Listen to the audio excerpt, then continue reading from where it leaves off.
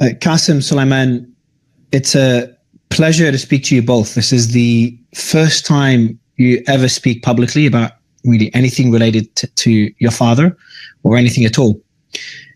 For anyone that doesn't know, especially those outside of Pakistan, your father, former Prime Minister Imran Khan, was jailed over a year ago now. It was, I think I told you guys, I did an interview with him weeks beforehand on the day of the Russian mutiny. And it's one of the most emotional interviews I've ever done. And, you know, most Pakistanis, most of the international community view this imprisonment as just a complete political witch hunt.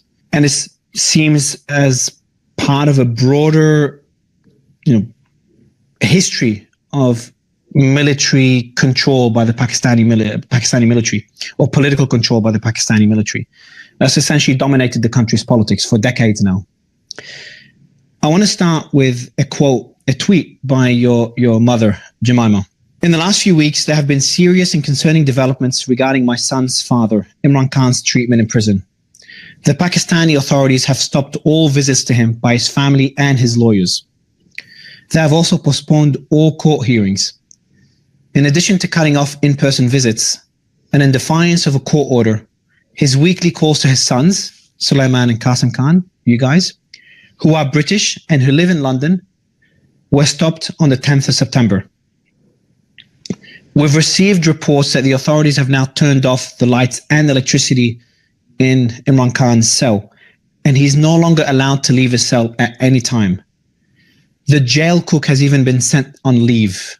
He's now completely isolated, in solitary confinement, literally in the dark, with no contact with the outside world. His lawyers are concerned about his safety and well-being. So that was your mum a few months ago, October last year. Guys, again, pleasure to have you on the show. And my first question is this an accurate description by your mother?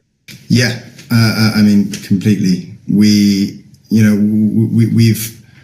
known for a while that he's gone through periods of having no light in his cell. He's been in there for nearly 2 years, and there have been periods of, no access to the outside world, no access to doctors. We're well aware of the situation, and he's been in, prolonged solitary confinement. If only we were able to speak to him more. The court mandates that we speak to him once every week. We speak to him once every 2 or 3 months, if that. I think when that tweet was put out, was actually after large protests in Pakistan about the elections and about just general suppression of democracy in Pakistan. And as a punishment, I think they really ramped up those punishments, no light in the cell, no visitors, and so on. So I heard that I think he mentioned it himself, and a few others have talked about it, that he's in a death cell, which is essentially not only solitary confinement, but solitary confinement that's mainly aimed at either those with a death sentence or even terrorists. He put out a message himself, I think it was mid last year. He said, quote, "I am confined in a 7 by 8 foot death cell, typically reserved for terrorists to ensure they have no contact with anyone."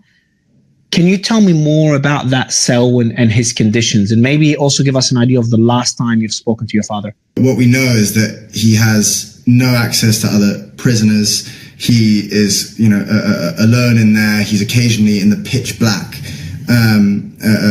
for prolonged periods. There was one period where he was in there for 10 days in the pitch black, no electricity, no nothing. And I remember when I spoke to him about that, he said the first 2 days were beyond difficult, and then he was able to get into a kind of Zen-like mentality, and what ended up being 10 days, he said it could have been a year. The situation in his cell is pretty bleak. He is, one thing I know about your father, he is a very resilient man. You kind of touched on how he's coping with this. Can you give us an idea of how was it in the early stages when you have those calls with him, and how is it today? Is he still as strong? Is he struggling? I can't even imagine being in the dark for 10 days. So he's definitely, that's a very accurate description. He's definitely, resilient. He's probably one I would say, I'm obviously biased, but he is definitely the most resilient person that I know by a distance. Very, very mentally tough. And he whenever we speak to him, he's as strong as ever. But he's not the type of person to complain about the conditions that he's in. Whenever we will always ask how he is, but he'll always sort of brush off those sorts of questions. He's more interested in hearing how we are. I know he's dealt with it in a way that, you know, is what I think is the right way of dealing with it. Is he just reads loads and loads of different parts of historical literature, religious literature, and then he does exercise. And it's his two things that he's always loved in life. So I think in a cell, it suits him in a way to just be able to focus on those two things. And every time we call, you know, we only get to speak to him for about 20 minutes. And around that time, randomly, the line will cut off.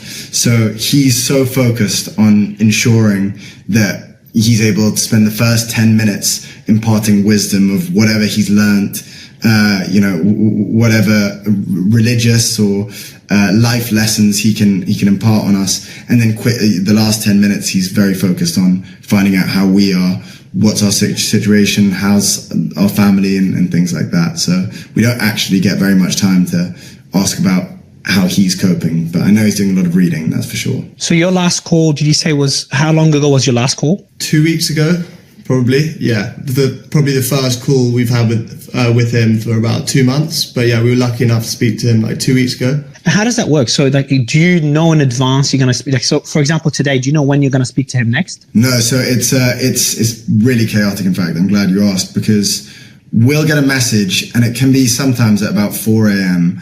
On any day, and it'll suddenly say, okay, call coming at 10 a.m. So we have 6 hours, and if we're not awake through that period, then we miss it, which has happened before, and then we have to wait another 3 months before anything comes about. But usually we're able to, you know, we're quite on it with it and are able to rush whatever situation we're in. We cancel, you know, for me, I cancel any meetings, whatever it is, and instantly we jump on, and then often we're left waiting for about an hour, and then eventually the call comes through, and then we have about 20 minutes to speak. So there's no protocol. It's a complete mess. It just feels like a torture technique. Why do you think they're doing it this way? Why are they treating the former prime minister of the country, and what I consider to be the most popular man in the country? Like, I get people all the time when I meet someone from Pakistan, a lot of times they remember me from that one interview. That interview had more impact, on people talking to me than any leader I've ever interviewed. Just to kind of give an idea to the world of how popular Imran Khan is in Pakistan. And again, he was the former prime minister, a very popular one. Why do you think they're treating him this way? You hit the nail on the head. It's a technique to try and break him. He's a very, very resilient person. And he's one of the hardest people possible to break. But all of these techniques, shutting off the lights, leaving him in the pitch black, not allowing doctors to go and see him, making sure that all of our calls are at completely random times and that we might miss them, or whatever, not letting us have our court mandated weekly phone calls. All of this is tactics to try and break him. But he's, good luck, because he's as resilient as they come mentally, and that comes down to his faith. He has strong faith in God. And also he's, always had that kind of mental toughness as well. So it's all torture techniques, exactly as you say. Another thing, wasn't he offered, because he did an essay not long ago on Time magazine, and he talked about being offered the option or a deal that included house arrest, and he rejected that deal. And I think he had demands. I think he wanted some other people related to his family or members of his political party. Maybe Sulaiman, can you give me a bit more context on that deal? And kind of him rejecting that deal is another indicator of his resilience. So I think that's mainly to do with the fact that there are many of his supporters and his party members and family members who are in prison currently in similar conditions to him. So, and he's very, very principled, and he wouldn't, on their behalf, I think that definitely would have played a part. He wouldn't want to kind of, he'd want to be aligned with them. He's always been kind of very principled, and I don't think he'd go against his principles very on a whim. What have you guys told him? Like, I'm just imagining if I had my father or a family member in a similar position, and I'd be urging him, because you guys born in London, live in London, so you're away from Pakistani politics. And if I was in your position, I would be convincing my father to do whatever it takes just to get out of jail and just to have his freedom again. Have you guys tried to convince him of doing this? So actually, when we were younger, when I was younger, I'd hated him being in politics, would way rather him just do sort of cricket punditry or analysis and live an easy life in London or out of politics.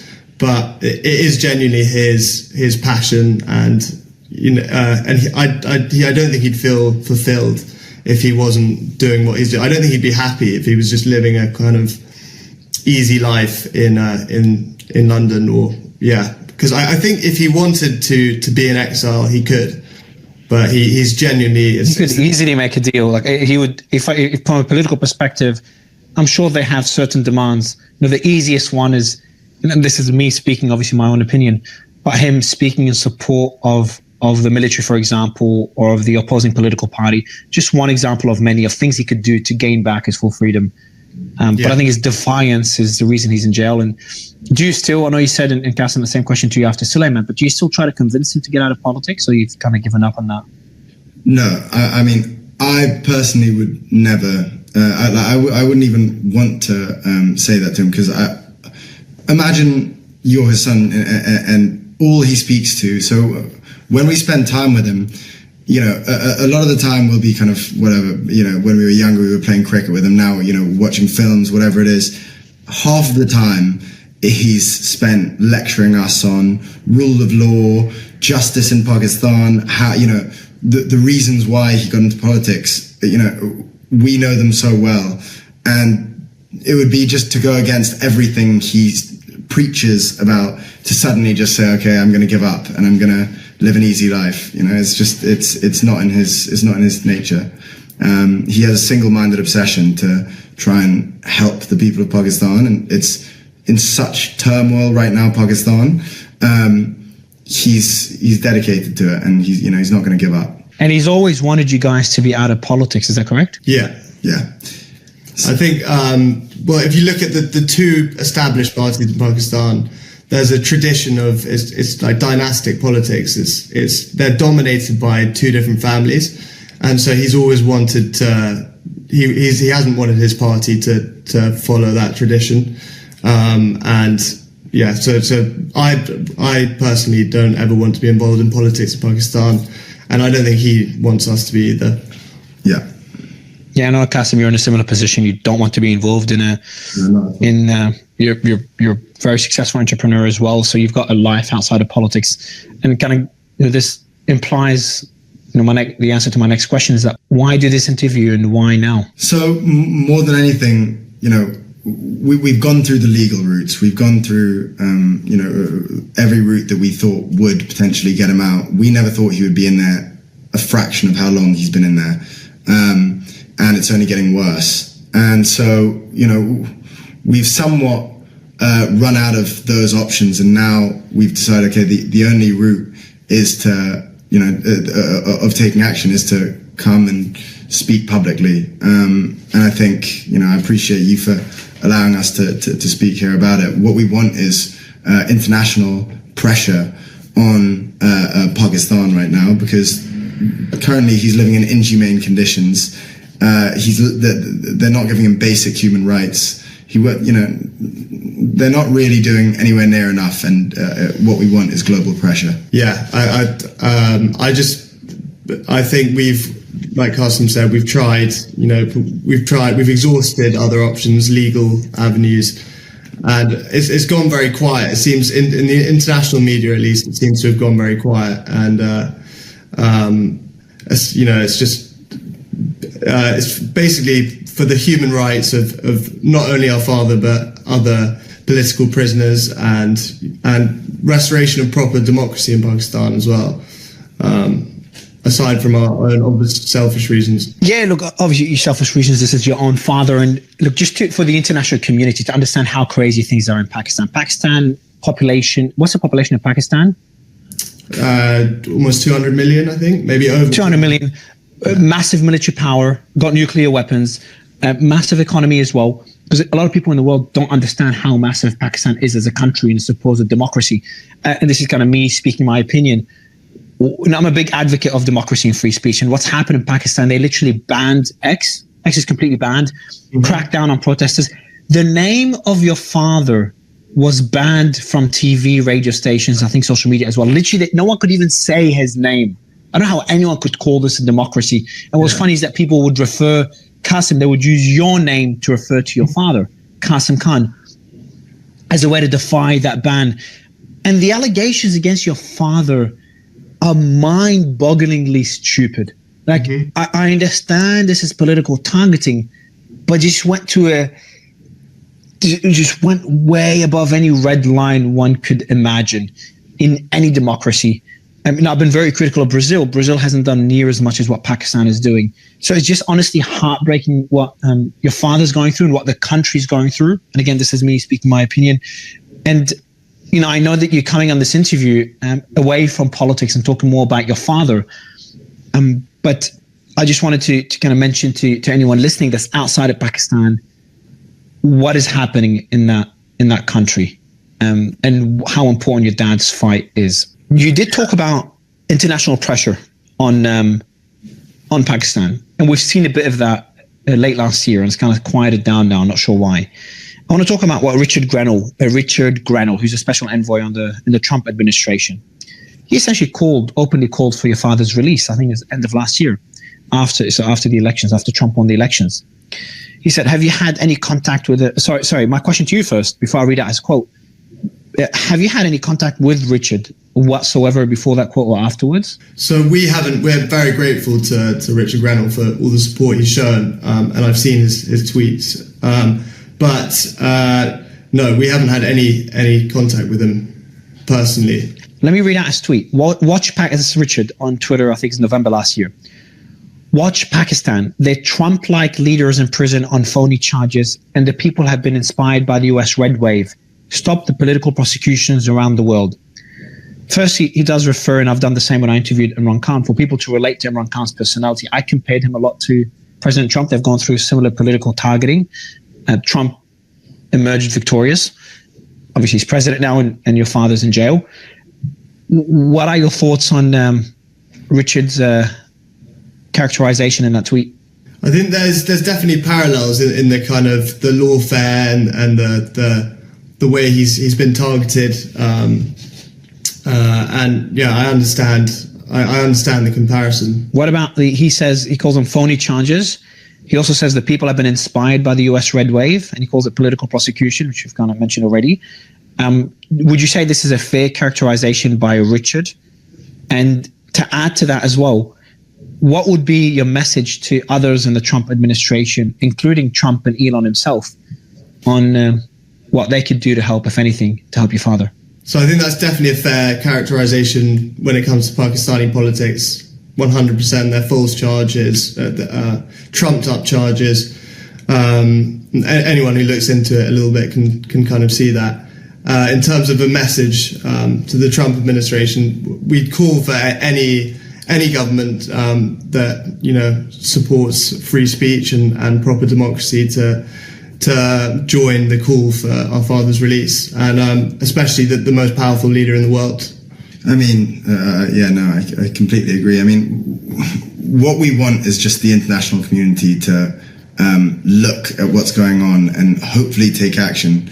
And who better than Trump to gain the attention of? So, we'd love to speak to Trump or try and figure out a way where he would be able to help out in some way, because at the end of the day, all we're trying to do is free our father, bring democracy in Pakistan, and just ensure he has basic human rights. Would you be open? So, if there's anyone in the world, anyone with a large following or political influence that would like to help, and this is a question I just thought of now, would you like them to just be public about it? Would you like them to reach out to you guys? What would you What would you recommend? What would you ask people to do? Both, I think, to definitely speak out about it. I think that's huge. That would be huge, just to create a bit more noise, because it's definitely gone a bit quiet recently. And definitely, if someone had a bit of we would love people to reach out to us if they have some influence or a potential to help with this situation. I want to read out a quote here from your father, going back to what we talked earlier, because it's not just your father that was targeted. His current wife is in jail.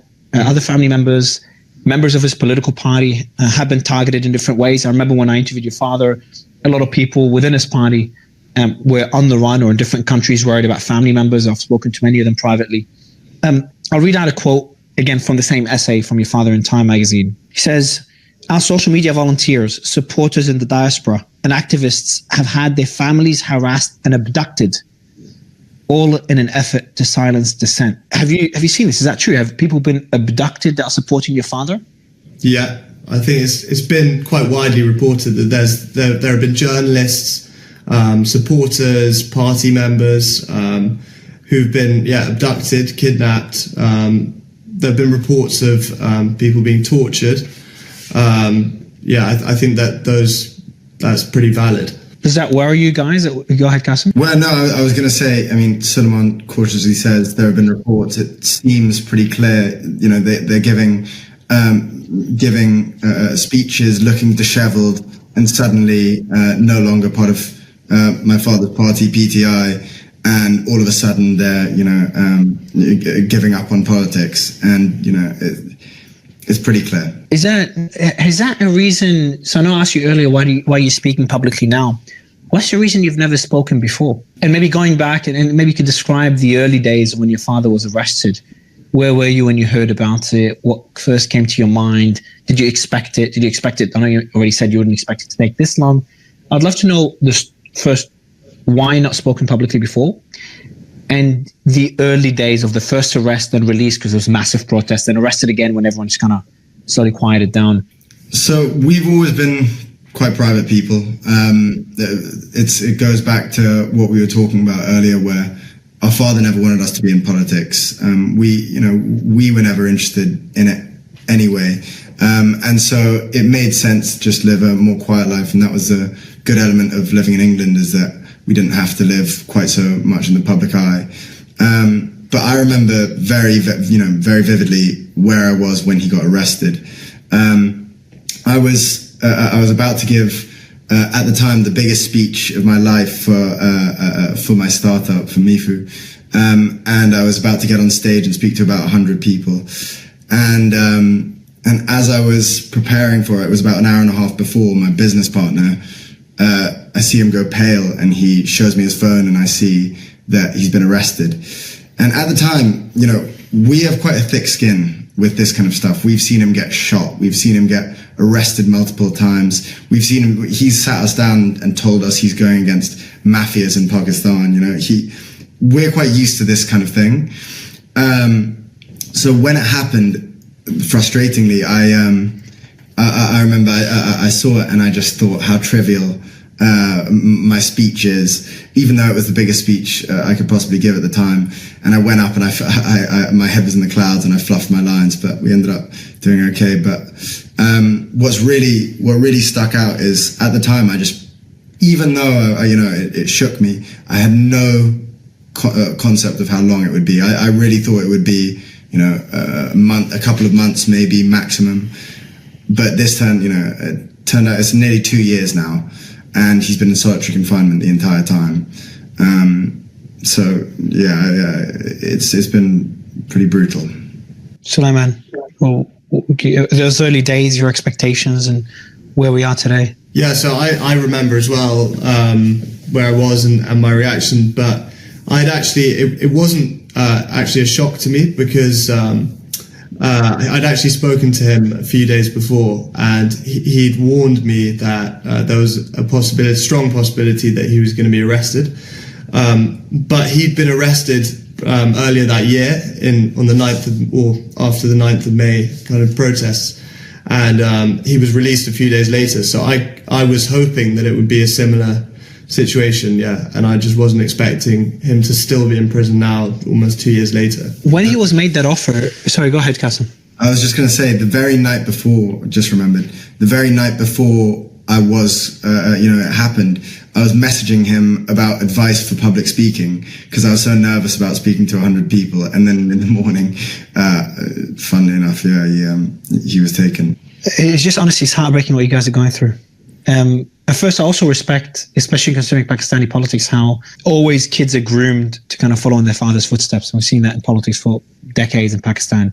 So to see you guys, first, the way Imran Khan has kind of moved you away from politics, so essentially protected you, considering how dangerous Pakistani politics is. And to see how humble you guys are. When we met Kasim, I told you that, I was joking about it, how humble you are in general.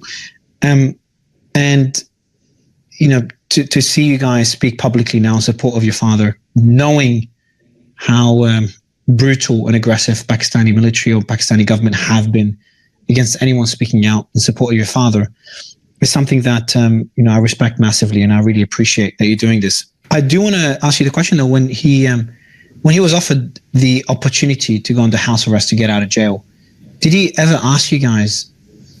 Is the decision always made, or did he ever ask you, do you think I should accept the deal? Did he ever seek that advice from you guys, or do you know if he's actually asked anyone else in your family about this? I don't think he would ever. I just don't see him taking a deal like that.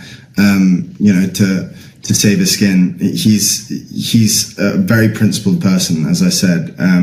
He's comfortable there as long as his mission is being fulfilled, and I don't think he'll just take a deal while other people are sitting in cells on his behalf, his supporters, I don't see him, running off to his house where he's in pseudo prison. Another thing I think people would be very curious about is those calls you have with your father. Why don't you talked about him sharing some wisdom, especially with all his readings in jail and things he's learning. Can you tell us some more? And obviously, I'm sure some things are private, but kind of give all the people that are supporting your father and that believe strongly in his cause and have risked their lives on the streets in the protests last year. How are those discussions? What are certain things? What do you think are messages he'd like the world to know as well beyond your private conversations? So he, one thing, there's a lot of private stuff, obviously, and most of it's about family.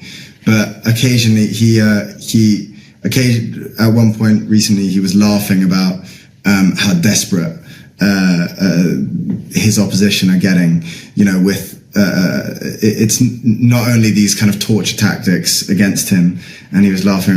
Now they put me, now I have no contact with the outside world. So when he would sit to see his lawyers, he would say, "Okay, what's happened in the world?" Just very casual, and he's basically just very, very aware of how desperate they are. The censorship.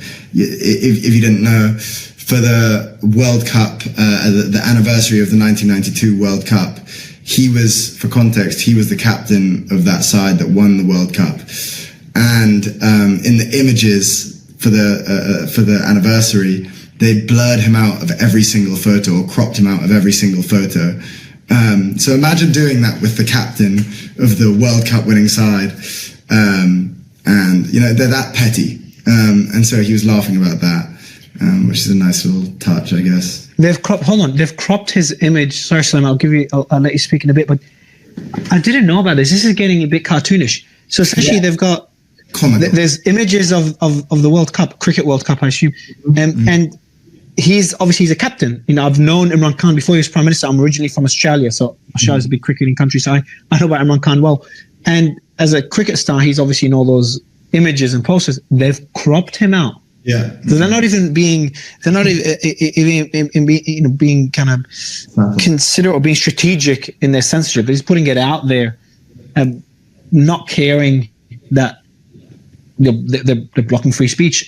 Suleiman, maybe same question to you, is like a bit more, those discussions and kind of a sense of how your father is, because he seems, based on what he said so far, beyond resilient, beyond just being strong and getting through it.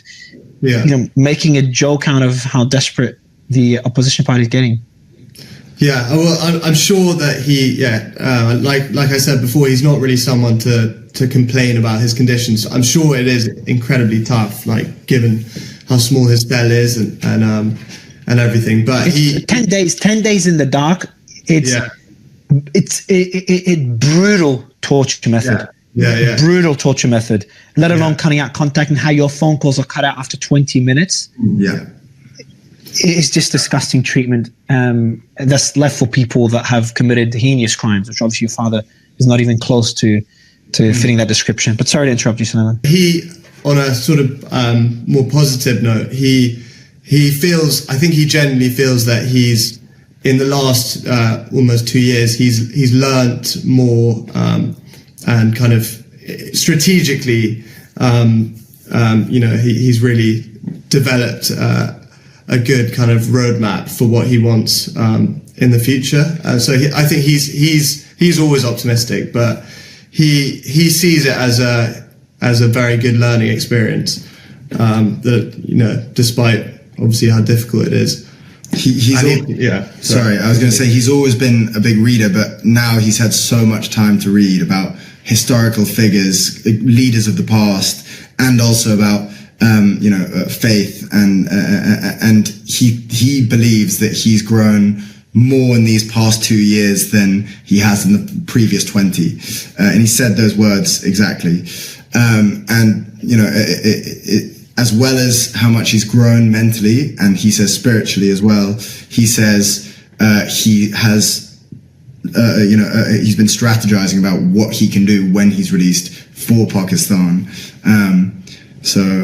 He's one of the few people who's coming out of it, hopefully, or how he believes is stronger. Do you think he will come out of it? Of course I want to believe that, but the reason why we're here is because, we feel like we're somewhat running out of options from legal options or others. And what's worried us most is that, a lot of the pressure on Pakistan, a lot of the news reports, it's all kind of died down, or it's fizzled a lot recently. So the whole reason why we're here is because we are getting worried. We're naturally very worried right now. And there have even been threats to prosecute him with offences that would carry the death penalty. So, it's pretty. The reason that the reason we're doing this interview is because the situation is getting pretty desperate. We hope. You can only remain optimistic. Does he know you're doing this interview? Yes. Yeah, we asked him because this is something that he might not be behind. Was what we were worried about. He always likes us to be private and stay away from politics and that whole world. But we asked him on one of the calls. We said, "Do you think it would be okay? We want to do this. We want to see if we can try and help." And he said, "Do it." How is Imran Khan outside of politics? How is he as a person? What is a side of him that the world does not get to see? I mean, he's a very, very dedicated father in a way where, in a strange way, as in he's dedicated his life to politics, to the people of Pakistan. In a way, he has millions of children in his mind, I guess.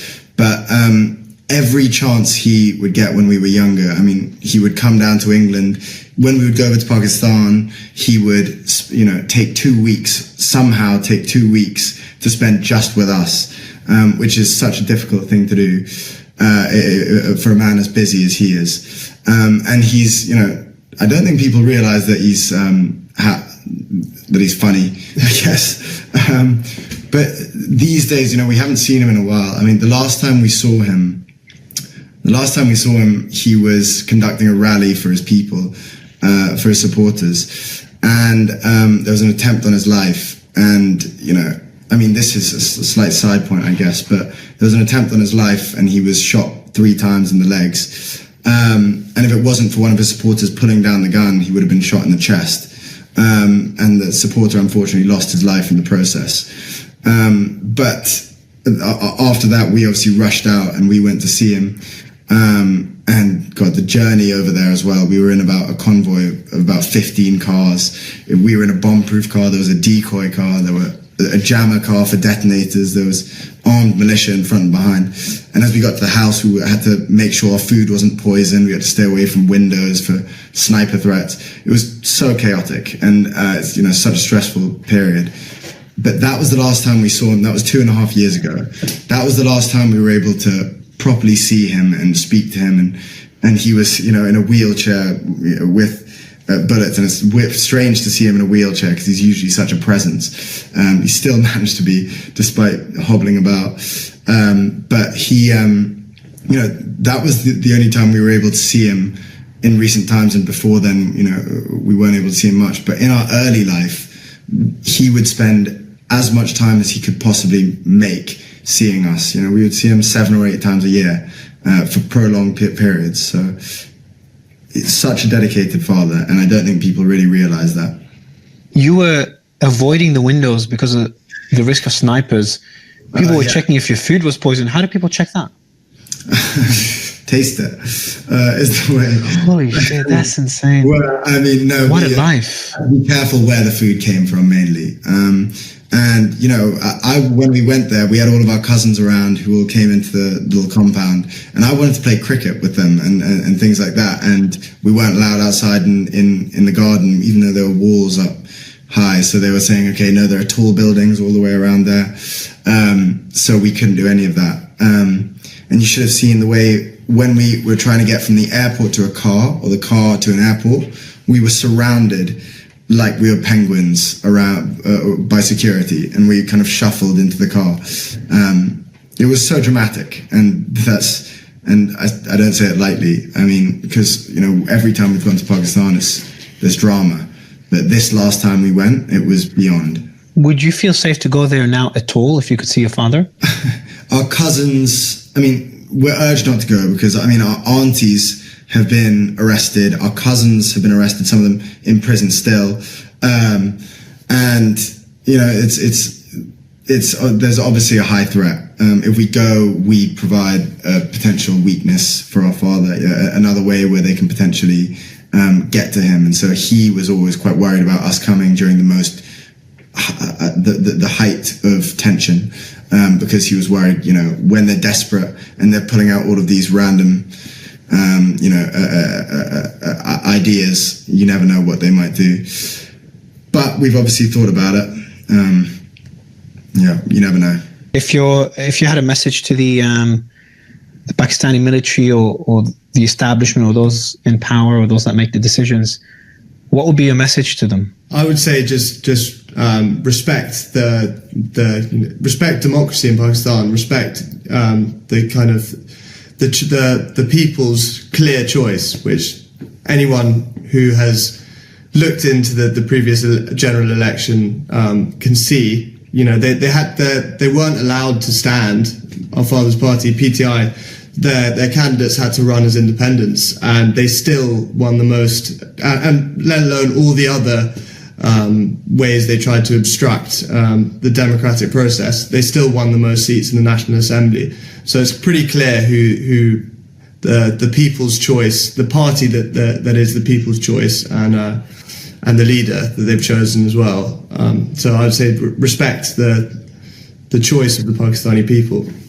Exactly. And when you're saying the techniques they used during the last election, in a country with a 40% illiteracy rate, they banned his symbol, which is the bat, which the cricket bat is obviously synonymous with him. Very easy for anyone to be able to see who they're voting for. They banned it in the days leading up to the election, meaning that a huge proportion, 40% of the country, weren't able to know exactly how to vote for him.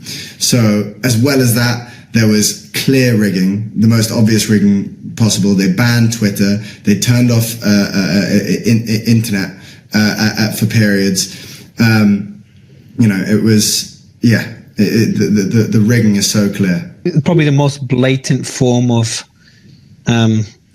rigging, election interference, censorship that I've seen in any democracy. your father's literally in jail for charges. And maybe before I ask the final two questions, maybe Sulaiman, just give us an idea. I've talked about how ridiculous those charges are. What are the alleged things that your father has done that he's being jailed for? So it's ridiculous. I mean, it's from things like selling exotic fruits to corruption charges. For me, but for anyone who knows our father knows that he's not a corrupt person. If he was a corrupt person, he wouldn't have struggled for 20 years. Started his own party, struggled for 20 years to even be taken seriously in politics. He could have just joined one of the established parties, as they've offered him many times. And amassed wealth that way. But he's not I think even the establishment know that he's not a corrupt person. So it's absurd to charge him with corruption. Two last questions, guys. Before this interview, considering how sensitive the matter is, considering what's happening in Pakistan, considering the fact that you both have never spoken publicly, what was the reaction of your family? The family's been targeted politically for 2 years, if not more now.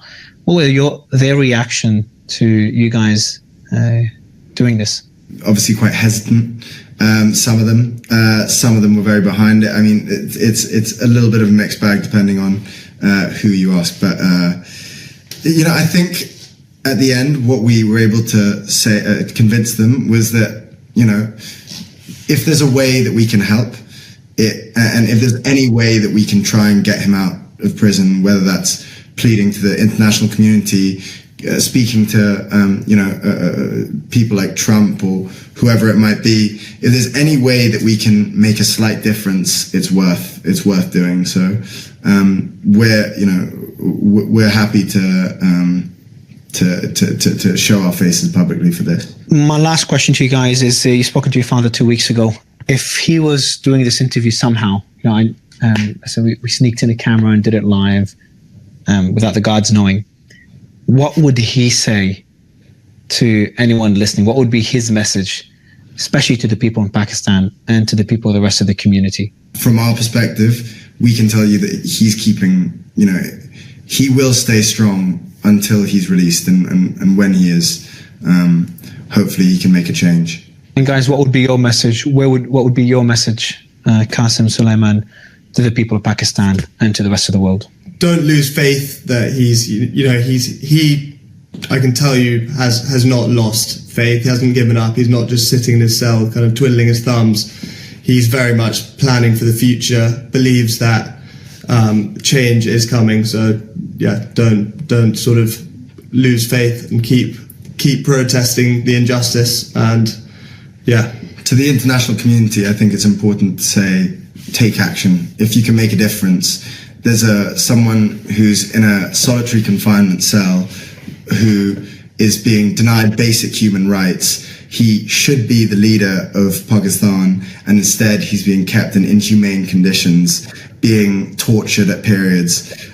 So if you care about human rights, this is paramount. This is number one on your list. Anything else that I missed in terms of what he's going through? Because I think it's very important to highlight this to the world.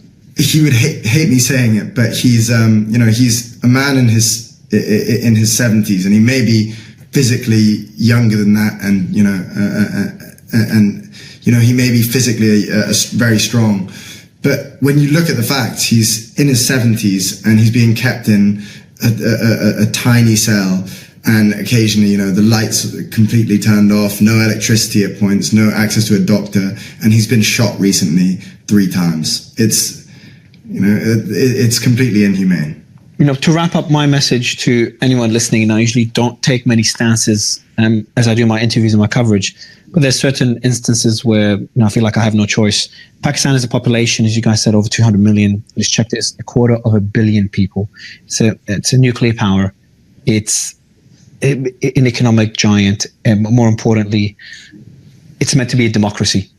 And Imran Khan, as defiant as he is, and I might disagree with a lot of his policies, and I'm sure even you guys might disagree with your father's policies and some things he says, the people have voted for him. And I think the world needs to understand that if you stand idle when one democracy is threatened, and if it works, whatever whoever tries a strategy in one democracy, it could be replicated in other democracies. I think it's important to, no matter what your political stance is, to fight for certain values, and democracy is one of them. So I hope your father is out of jail. I hope he's healthy. I hope things change in Pakistan, and I hope you guys could lead a normal life, you and the rest of Imran Khan's family.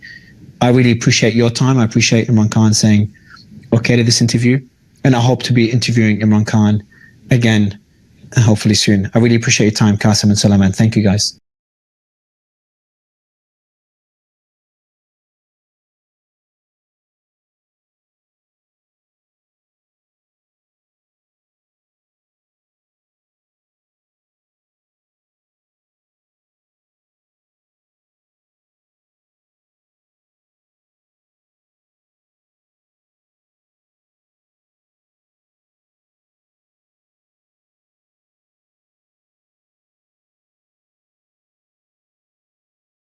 Has President Putin ever regretted the decision to invade in February 2022 now? Putin had choices too. Perhaps there were alternatives available to him. When he realized the high number of casualties, Putin immediately sought negotiations to halt the conflict. We will find out who is to blame later. How much blame can we put on President Zelensky? It feels like the guy is just a pawn in a much bigger game. I feel sorry for him too. I treated him like my own son. We had a very good relationship. We would have been approaching a nuclear confrontation. The election of Trump avoided this extreme scenario, and it seems he is fulfilling his main promises regarding peace. You played a key role 2 years ago during the Wagner mutiny. Why did Prigozhin stop his advancement? What was the agreement? Is there anything additional you can share? This is a big question.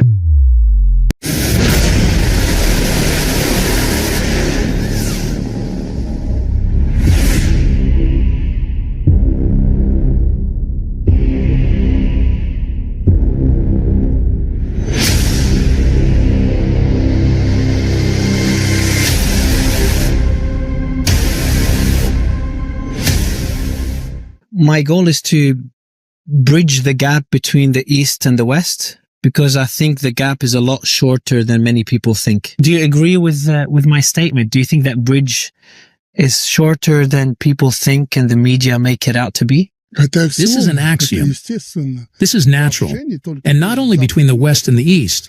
In times like today, there should be no bridges between people at all. We must cooperate directly with each other. As for the East, the West, parts of the world, there should be no questions about this. We came up with these things together with you. And all this led to such a bad development of events on our planet. And I feel like the more I researched yourself and Belarus in preparation for this interview, I kind of felt like Belarus and yourself have acted as that bridge as well. Do you think that with the developments we're seeing now, are we heading in the right direction? And are you more optimistic now in general than you were, let's say, 5 years ago and even 10 years ago? A normalization of relations between Russia and US and NATO, at least similar to the early 2000s. You know, President Putin was the first president to call George Bush after 9/11 to support the US in the Afghanistan war. So that relationship was significantly better, in my view, in the 2000s, to at least go back to those days. You know, Mario, in politics, apparently, it doesn't happen like this. You don't return to something, and there is no need to do so in the current situation. There is no need to go back. We need to keep moving forward. If we have moved away from that good line, the line that you've mentioned, then we need to get back to this line. But there is no need to return to the past. It is impossible. In politics, it is impossible. Especially now when everything is changing very quickly. The times are turbulent. There is no need to go back anywhere. We need to look forward and move forward. Who could think? You talked about the United States, about Russia, and so on. Who could have thought that the situation can change so quickly between the East and the West, between the U.S. and the rest of the world, including between the U.S. and Russia? Nobody could have guessed. But one person who took the risk, Donald Trump, very quickly changed the situation. He changed it back to normal. Let's hope so. Therefore, I want to repeat once again that I am not a supporter of any return to anything. We need to move forward in accordance with the situation that is developing. As for bridges, as you've called it, I want you to understand my position. The thing I hate most is mediation. It means being between someone and someone else and pretending that you can do something there, especially to be a mediator between the U.S. and Russia or the U.S. and China and so on. We have excellent relations with Russia and China, but God forbid that we should be some kind of mediator between these giants. In order to be a mediator, as the situation is showing today, you need to have a powerful resource or something else. I am not capable of this. I am a supporter of sincere politics. Therefore, if I can help somewhere, organize something, push some process, if it is within my power and within the power of my state, Belarus, I would do so with great pleasure, but only to make things better for the people. I have great optimism here in connection with the policies of the current administration of the United States of America. They are doing a great job, and Trump is doing a great job. He often speaks and does something to end the war in Ukraine, to end the war in the Middle East. This is worth a lot in foreign policy. I think he has no other policy than to stop the war. It is a brilliant idea. This is where I am ready to back them and do whatever is necessary to end the war and improve people's lives. It's not normal when young guys like you, Mario, are dying at the front today. Is this normal? While the majority of society lives more or less normally, in a certain part of society lives quite well, and some people die for some interests. This is not normal. So I have great optimism about this, but I would in no way want to be some kind of mediator, especially in normalization of relations in Ukraine. It won't happen. If someone needs me, or if those who are in charge of resolving this issue show interest in Belarus, we are always ready for this. But we won't get involved in this showdown. We have already been there once. It took place here in the Palace of Independence. Negotiations between Russia and the West took place here. So what? It turns out that representatives of the major Western states, Germany and France, who represented the European Union, and the Americans supported them, came to deceive Russia. They talked about this later. Well, that's a lie. That's not true at all. Back then, everything wasn't like that. Everything was serious, and no one was going to deceive anyone. But then the situation changed, and Hollande and Merkel had to jump on the bandwagon and say that they played the main role. And so Ukraine was given time to prepare an army for a war with Russia. This is a lie. Well, it happens in politics. Well, just for your information, so that you understand what happened here in the position of these major politicians. One thing that fascinates me as someone that's extremely close to President Putin, and you're in a tricky position because you're close to Russia, your number one ally, and close to Ukraine, who was your number one trading partner. Can you tell me more about the days prior to the invasion? Any calls you've had with President Putin, any calls you've had with Zelensky? How were those discussions like? Anything you can share, because now it's been 4 years.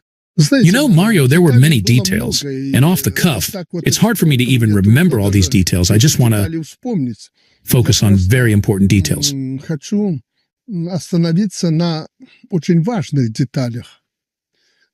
Some moments. Now, all of us, and especially you, representatives of the media, are immersed in the search for reasons.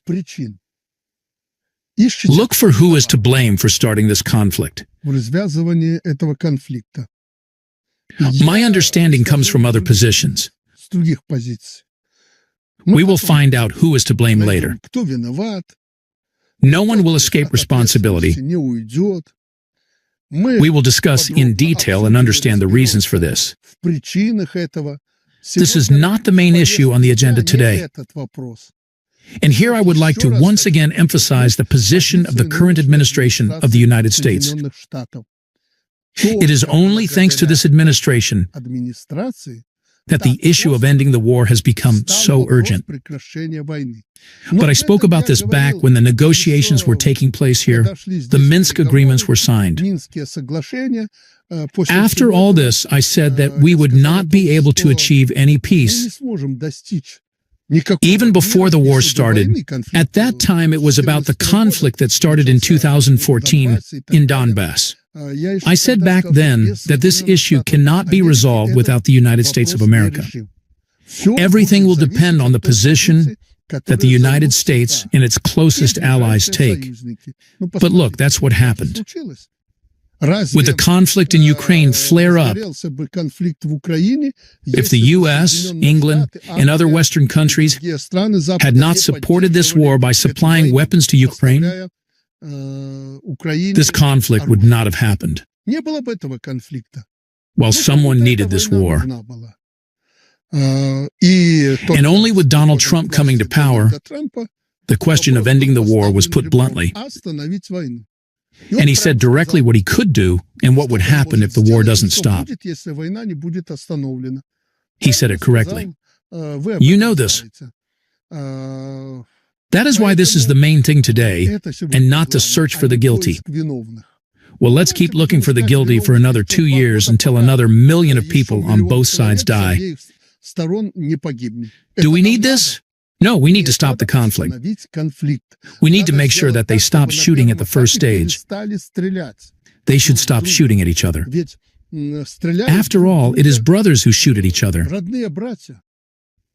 These people are brothers. The Ukrainians and Russians are brothers. Today in Russia, more than 1 million, or even significantly more than that, perhaps 5 million Ukrainians are living. There are mixed marriages. Well, there are not many Russians left in Ukraine because they were simply expelled from there. But there are still quite a lot of them. But they are the same. We are monitoring the situation at the front, and we hear the Russians and Ukrainians saying, "We are fighting well." They are fighting well. Why? Because we graduated from the same military academies. This is how the military think on one side and on the other.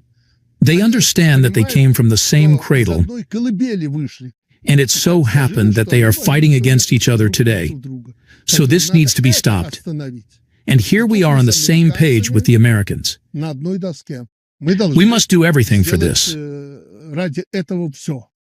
What was going on then? Recently, I noticed something. I will turn to Trump again. He reproached Vladimir Zelensky for having 3 years to stop the war. He asked, "Why didn't you do it?" Very well said. These 3 years. From the beginning, it was necessary to stop this war. When the conflict began, literally a few weeks later, I think, here in Belarus, there was the first round of negotiations. I was very keen to get these negotiations started, and I suggested having them in Belarus. The Ukrainians and Russians met in Gomel. Then they didn't like something, changed their mind and said they wanted to meet in the West. In Belovezhskaya Pushcha, 2 rounds took place there. We did everything for them to sit down at the negotiating table. Then the Ukrainians probably didn't like Belarus at all, and they went to Istanbul. It was their last meeting. And there was a certain result which Putin often mentions. There was a corresponding document. It was much more advantageous than the situation now. Back then, I publicly kept pushing the Ukrainian leadership to the fact that it was necessary to make peace. It was necessary to agree. They said, no, we will fight until the last Ukrainian. And the West pushed Ukraine towards this. Well, so they are fighting until the last Ukrainian. Several million people fled Ukraine. And in America, you claim that about 1 million are dead or injured on the Ukrainian side. So, well, there is nothing good in this. But in the first days of this war, I called Zelensky. I won't talk about the circumstances.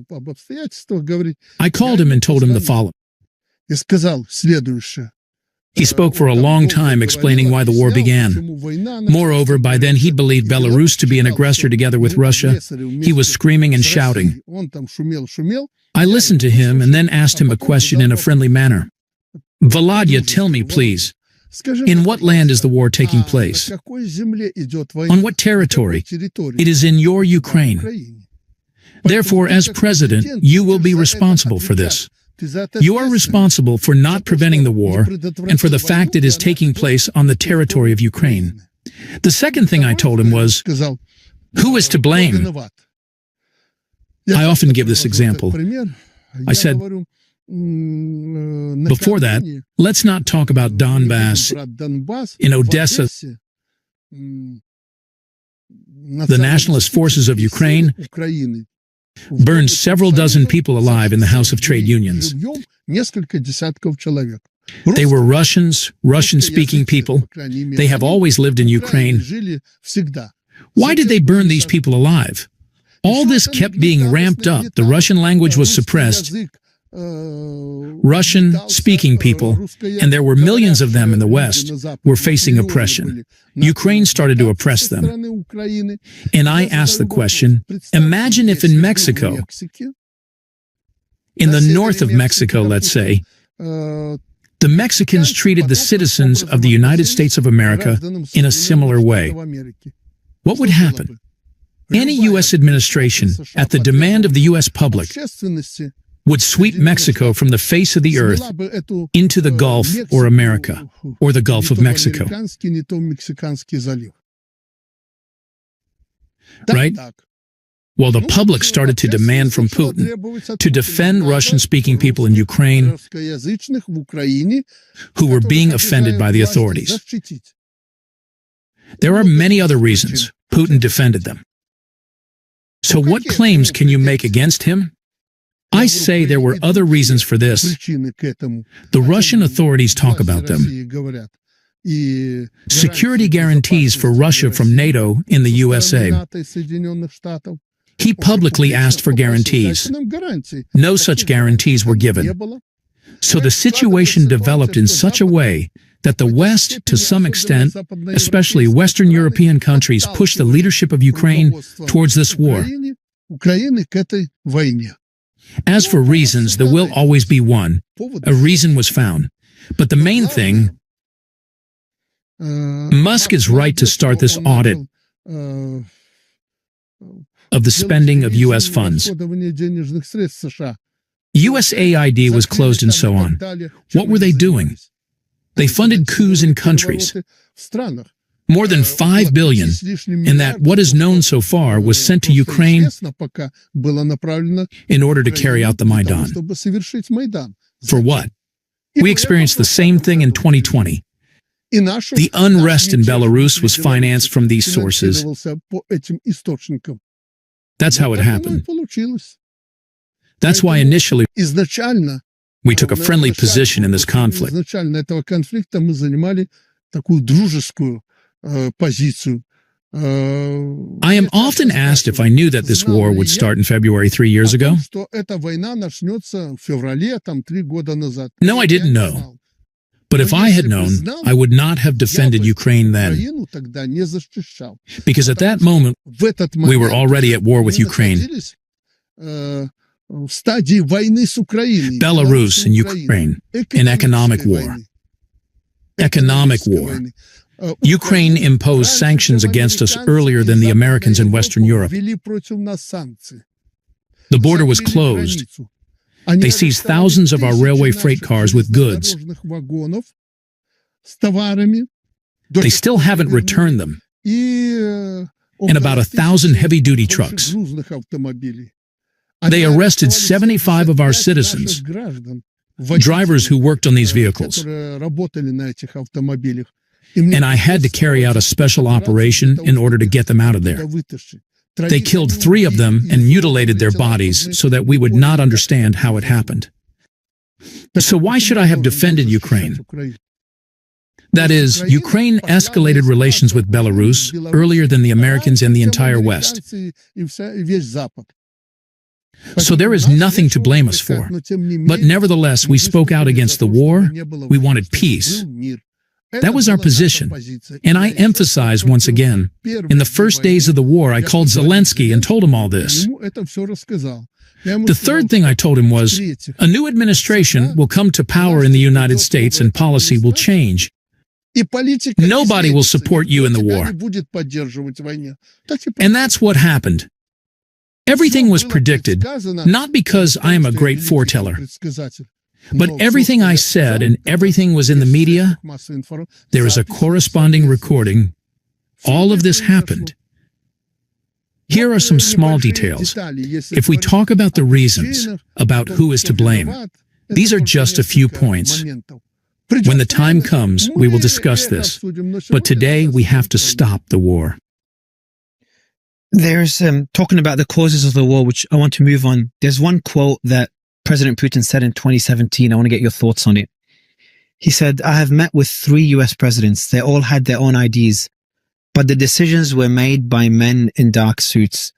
Have you had a discussion with President Putin about this concept? And you've kind of alluded to those people that pressured Ukraine to start the war and pushed Ukraine for the war. Who makes those decisions from your experience? No, that's how it was. I didn't want to talk about it anymore. The man is not in office anymore. But this was done publicly. In Istanbul, when the process of concluding peace agreements was moving forward, the then Prime Minister of England arrived there. Boris Johnson. Johnson. It was public. He forbade Zelensky to pursue peace. He pushed Zelensky once again towards war. Why am I saying this? I know very well how this backstage machinations work in the West. Johnson would have never done this on his own without being pushed by the then U.S. administration. Therefore, I am absolutely convinced that Great Britain and the Biden administration were involved in the next round of escalation in Ukraine. I am absolutely convinced of this.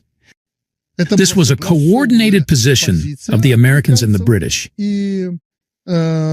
which Johnson expressed when he came there.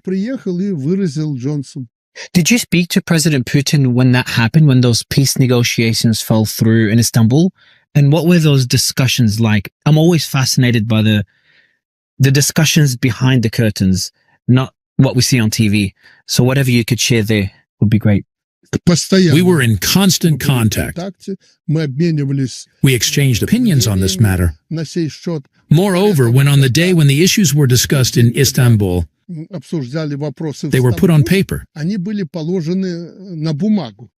Putin gave me these documents. And I want to go back to that quote of the men in black suits that President Putin referred to. For me, it implies that the president isn't really the one that was making the decisions. And I think that was most true with President Biden. How much change has President Trump brought to the system that might have played a role in getting us here, which I think played a role in getting us here. And it's hard to define what that system is, but it feels like President Trump has fundamentally changed how things operate on the West. Recently, in a very, very narrow circle, one might say, family circle, listening to the latest statements by Trump, Musk, and others, I said that these guys, Trump, Musk, and others, they appear the most often in the media. I said that they have not yet recovered from this pre-election mayhem. The elections were very difficult in the United States of America.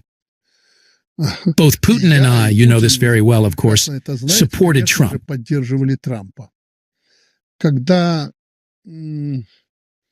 When Trump allegedly lost to Biden in the last elections, I said publicly in the parliament, literally a few days later, that this was unfair. Biden did defeat Trump then. Then the trials began. Not only were those who stormed the Capitol convicted, but Trump himself was dragged through the courts. I was regularly making statements that this is not democracy at all. It is something terrible. And after everything that happened in the U.S., supporting Trump publicly, this can be verified. I didn't think he would win. And when he won, I said directly that he went through the United States of America like a bulldozer and won. Unbelievable. This is an incredible person. And the incredible happened. The fact he was nearly shot, he's right.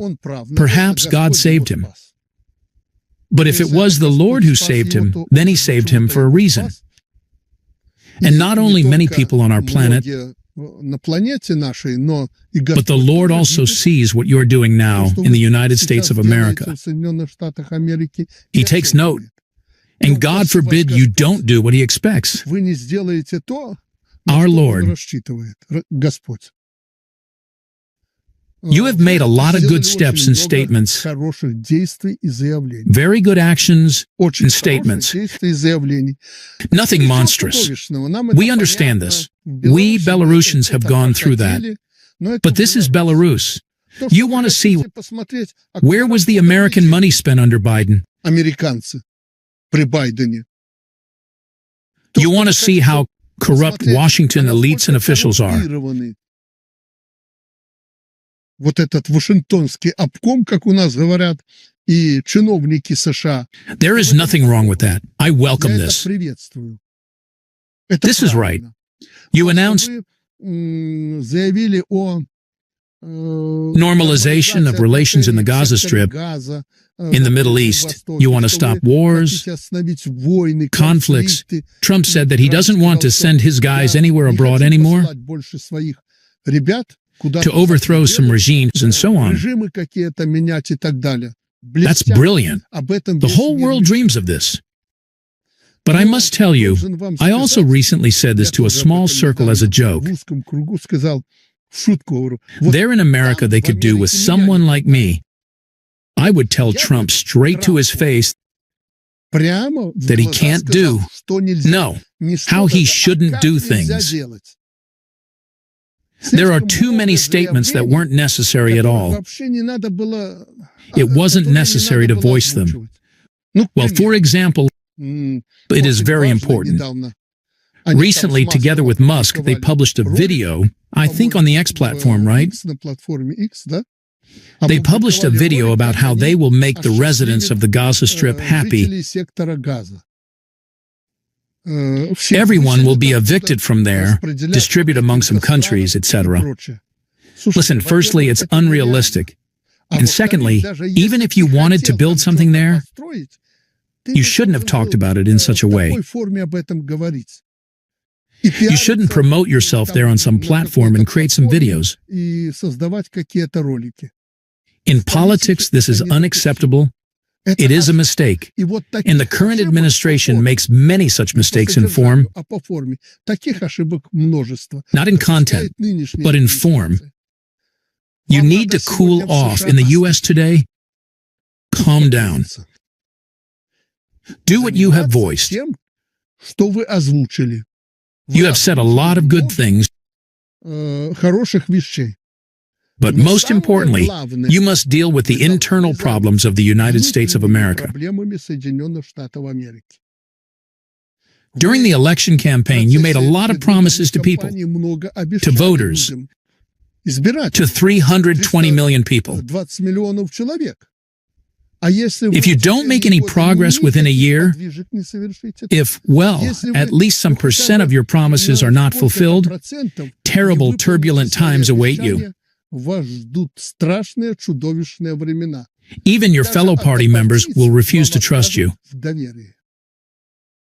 This is possible. There is enough jealousy towards Trump. There are a lot of jealous people who can't stand Trump. But they understand that Trump was elected by people. 2 houses of parliament are dominated by Republicans. But hopes are very high. You have to live up to these hopes. Step by step, live up to these hopes, step by step. Currently, it's not there. There is a piling up of statements. We will do this. We want this. We want that. But what about the result? And time is running out. Time is running out quickly. Therefore, the biggest mistake is to pile up these statements. Shocking, unnecessary statements. Politics does not like noise. Yes, sometimes you need to say something for the sake of populism, but this can be done during the election campaign.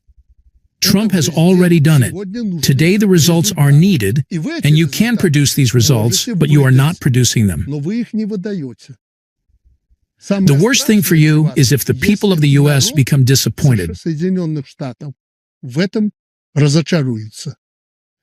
Or, let's say frankly speaking, it is beneficial to me, it is to our advantage that the United States of America have clashes with the European Union. But the question arises from the American point of view. Why are you doing it this way? Do it calmly. There is no need to fly into a temper. You don't need smoke screens.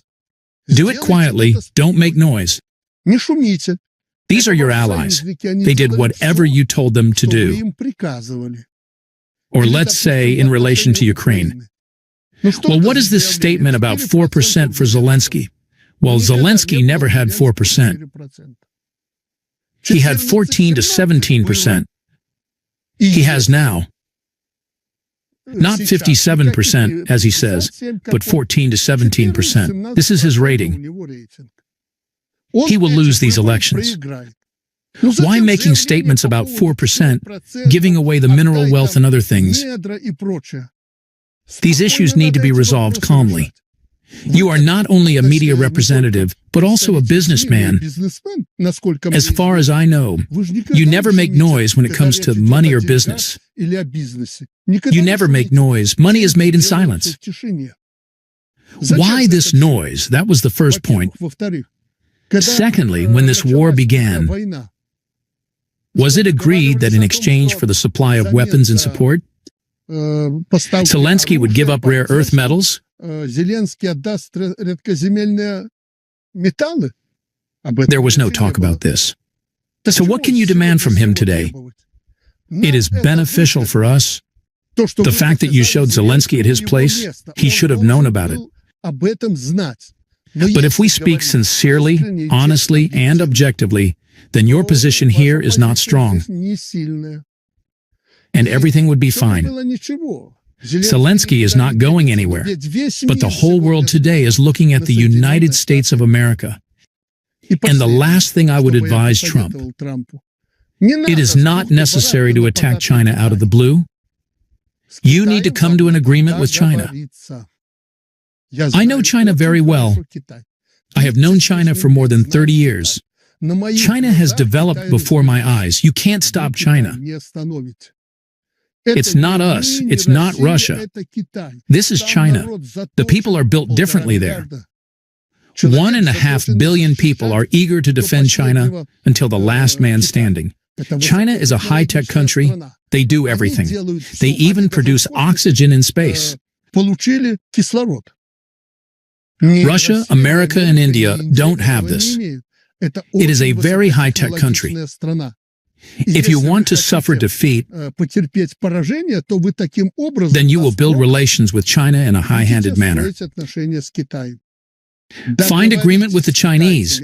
It will be in the interest of the entire planet. And don't think of pulling Russia closer to you so that Russia and China damage their relations. Чтобы Россия с Китаем испортили отношения. Этого This will never happen. President Putin and the Russian leadership understand who remain their friends in difficult times. That is, there are many, many such moments that the American politicians should talk to Trump about. Американцы, политики Трампу должны говорить. But you don't do it because you're afraid of him. Потому что вы его боитесь. Trump is a tough person by nature, and you're afraid of this. There's no need to be afraid. You sometimes need to act like Musk, directly and openly. I will do this, I will not do that. This is right, this is wrong. You need to discuss this openly. There, in the United States, and it must be done correctly in form. It turns out that in terms of content, it seems like you want to do a good deed.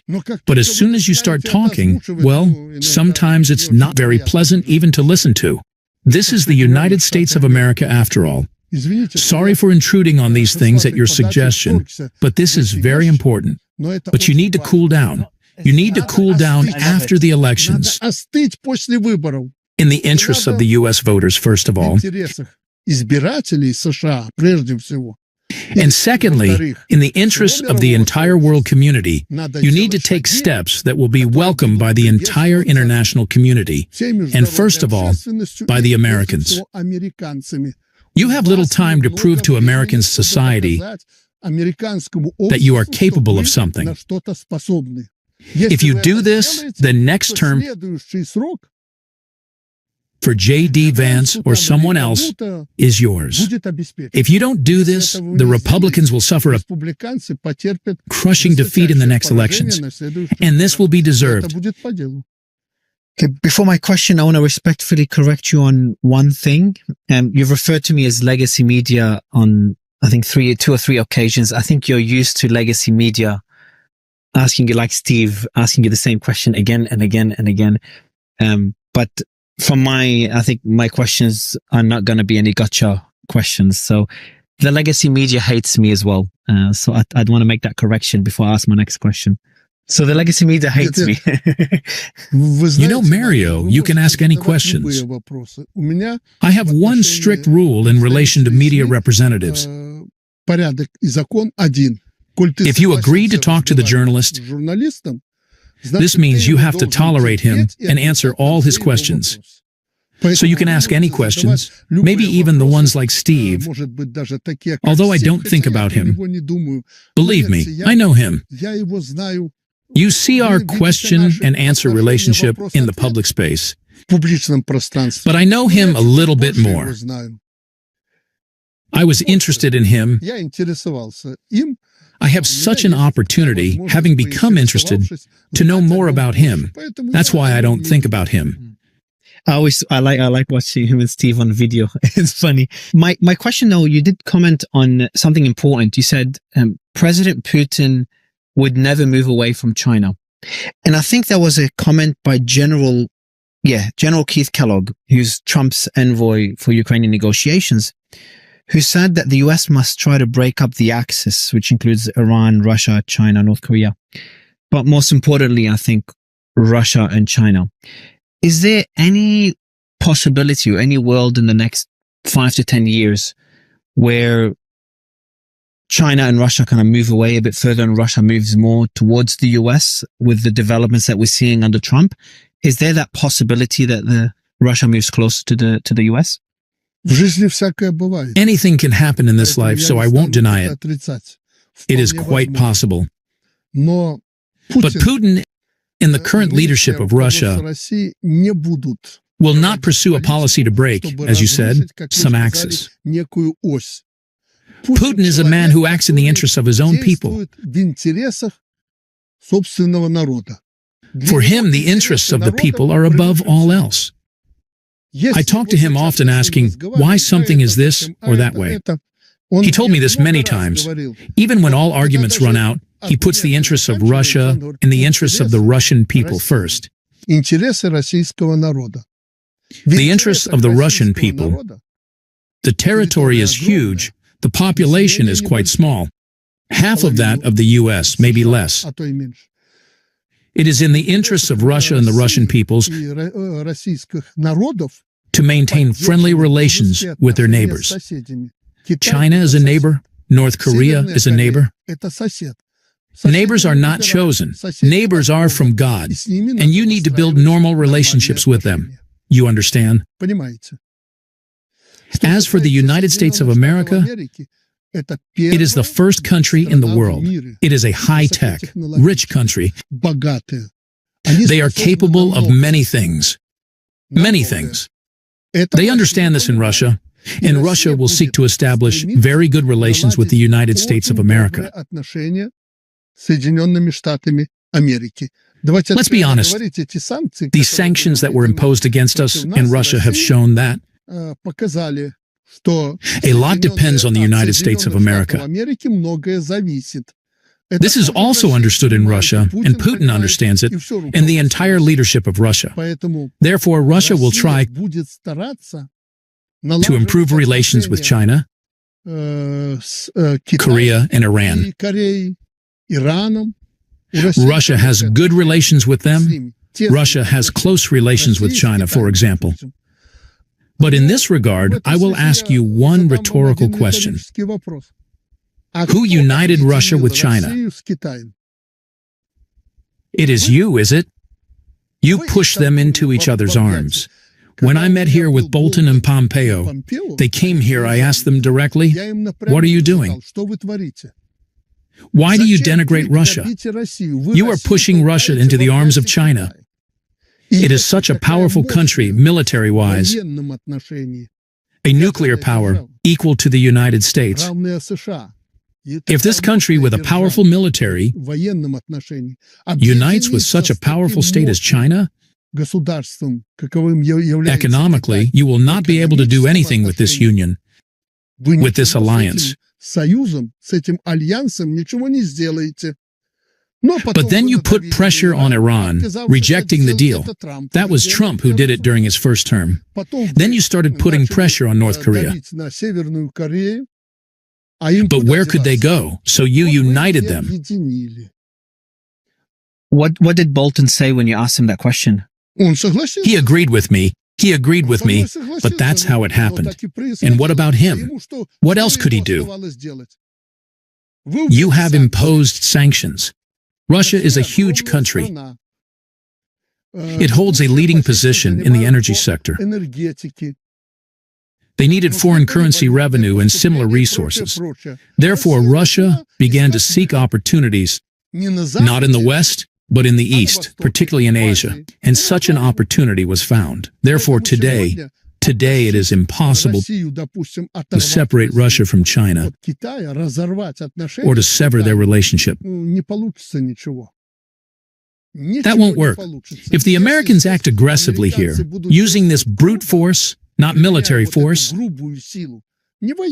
Trump will not go to war with either China or Russia. He understands the potential consequences. In that sense, he is a smart person. However, if you pressure Russia in an attempt to damage its relations with China, it will lead nowhere. On the contrary, it will only strengthen the ties between these countries. Careful and delicate work is needed, but everywhere the focus should be on peaceful negotiations. I made a post on X, an unpopular opinion after my interview with Prime Minister Fico, and I said, I think in the next 10 years or sooner, the US and Russia will not only normalize relations, but I think there's a possibility they could be allies again. You know, they were allies 80 years ago. Your thoughts on that statement? What would you say is the probability? Or are we past the point of no return and those days are over for another generation? That's definitely possible. Nothing is impossible in life. That's the first point. Secondly, Russia will always be your ally. It remains one of the most powerful military nations, but not against anyone in particular. You and Russia can unite against a common adversary only if that adversary poses a threat to both Russia and you. Currently, Russia has no enemies, and the United States If America, by and large, has no enemies either. Thus, for the world to maintain balance and avoid confusing conflicts, like those in the Middle East or Ukraine, for conflicts not to happen, this alliance of the United States and Russia is possible and important. Alliance would be crucial for economic development. It is both possible and important. This will take some time. In this respect, you are correct.